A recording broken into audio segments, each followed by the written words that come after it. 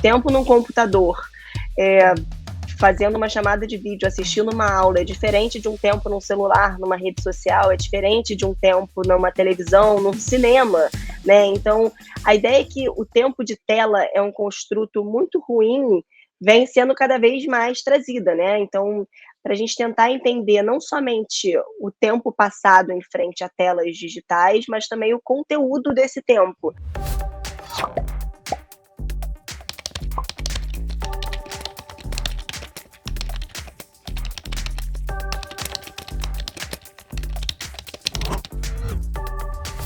Para crianças menores de 2 anos, a Associação Pediátrica, né, norte-americana, tem um guia de não dar nenhum tipo de tela para crianças até 2 anos de idade. A gente sabe que na prática é inviável, as crianças têm acesso a telas, inclusive dentro de casa, por uso dos adultos, por uso dos irmãos, e que acaba sendo uma recomendação inviável, mas essa seria a recomendação.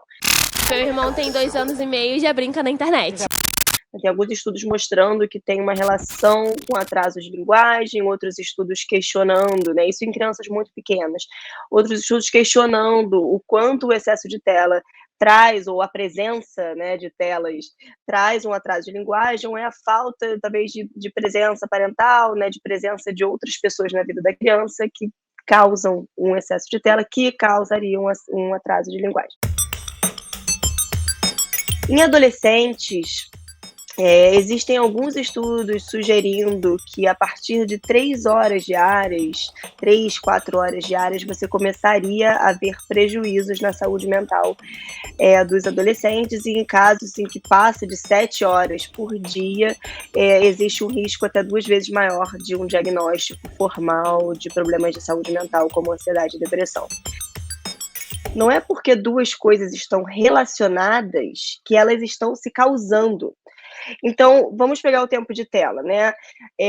Os estudos têm mostrado que existe uma piora em indicadores de saúde mental e um excesso de telas acontecendo nesses jovens, né?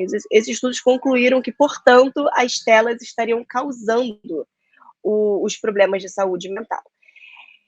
Mostrar, né, você fazer um recorte de uma população que tem problemas de saúde mental e que usa telas, é um tipo de associação, você está associando uma coisa com a outra. Então, no nosso estudo, que foi um estudo longitudinal, que acompanhou durante 10 anos, é uma coorte muito grande brasileira de saúde mental, que acompanha os mesmos jovens, né, os mesmos 2.500 jovens há 10 anos.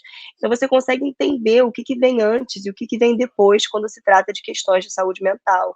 E o que a gente viu nessa pesquisa é que os jovens que já tinham mais problemas prévios, né, principalmente emocionais, principalmente, inclusive, meninas com problemas emocionais, foram os jovens que mais abusaram das telas, né? E tem alguns estudos saindo nesse sentido. Quando a gente está ansioso, é justamente quando a gente pega o celular e fica ali sem motivo, né? Seria o uso excessivo de tecnologia, o uso excessivo, né, de tecnologia poderia ser um mecanismo de enfrentamento para as questões de saúde mental, né? Talvez um mecanismo péssimo de enfrentamento, mas um mecanismo de enfrentamento, não necessariamente a causa de todos os nossos problemas.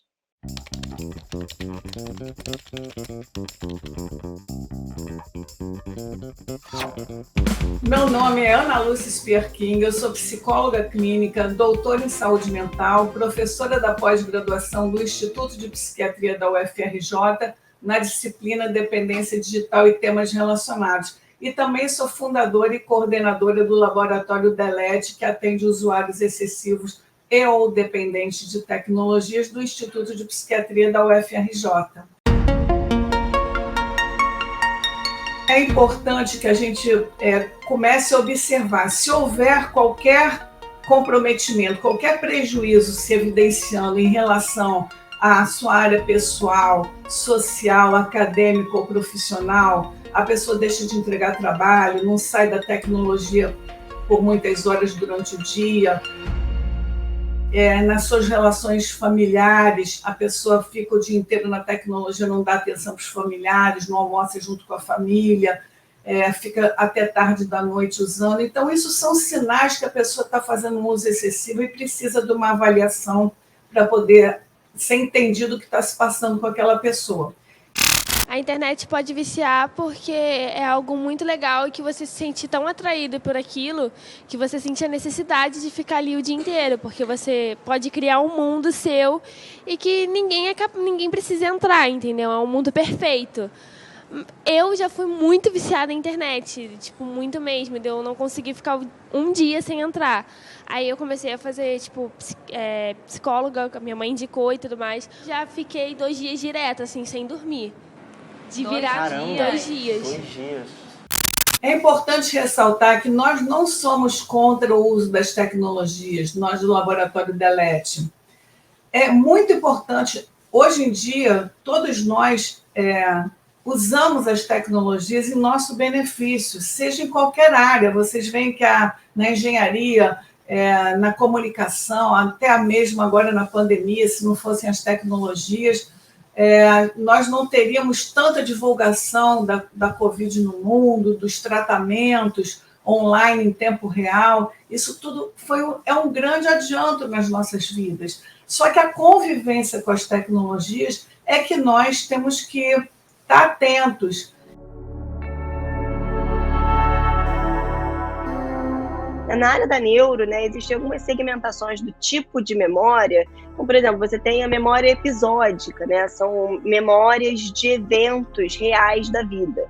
Aí você tem, por exemplo, memória semântica, né, memória sobre significados. Você tem memória sensorial, memória sobre experiências.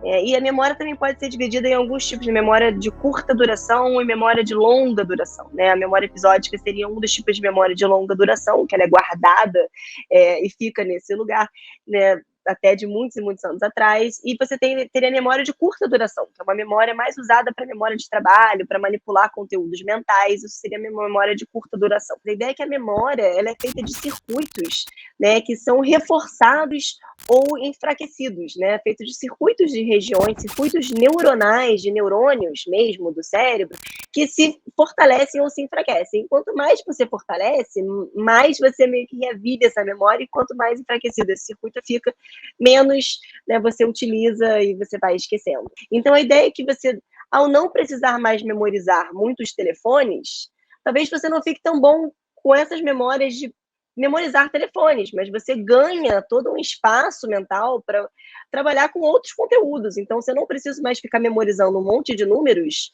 né, talvez seja melhor para mim, eu tenho mais espaço mental para trabalhar com outros tipos de conteúdo. A atenção é um pouco diferente da área da memória, né? Qual é a definição da atenção, né? É o foco em alguma coisa naquele momento, e ao mesmo tempo que você foca em alguma coisa que está acontecendo, necessariamente os outros estímulos recebem uma redução sensorial. E o que se fala bastante é de atenção sustentada, que seria a ideia da concentração, né? A atenção sustentada é você conseguir manter um foco em alguma atividade, conseguindo suprimir tudo que não tem relevância imediata para essa atividade que você está fazendo. Essa ideia da atenção fragmentada, né, de estar com vários dispositivos ligados e teoricamente prestando atenção em todos, não é assim que a informação é adquirida. Então, enquanto você está com, sei lá, 5 telas aqui, mais um ruído externo, você de fato está focando somente em uma coisa de cada vez. Você consegue, talvez, alterar a sua taxa de alternância entre fontes de foco. Inclusive, tem alguns trabalhos que tentam entender o uso da tecnologia e saúde mental justamente por essa alternância. Então, tem, por exemplo, uns trabalhos mostrando que telas antes de dormir fazem mal para dormir, né, alteram a sua qualidade de sono, e também que essa alternância entre atividades atencionais também te faz mal para a qualidade de sono, também pode ter uma relação maior com ansiedade. Alguns pesquisadores tentam entender quantas pessoas alternam entre tarefas no smartphone e quanto isso tem a ver, talvez, com o índice de maior ansiedade, né? Essa alternância constante entre telas, não sendo necessariamente alguma coisa boa, porque a sua atenção fica ali, né? A ideia é que você tem que ter uma atenção mais focal e tentar sustentar mais a sua atenção em uma única atividade de cada vez. Sobre falar das técnicas de atenção ao momento, é uma das estratégias que mais vem sendo recomendadas para a adolescência e para adultos, né, com problemas emocionais, ansiedade, é essa ideia da atenção sustentável. Você ter uma atenção, né? O mindfulness é estar no momento. Então, você ter uma atenção, você está cortando um legume, estou com a atenção no legume, eu não estou em outro lugar nesse momento, né?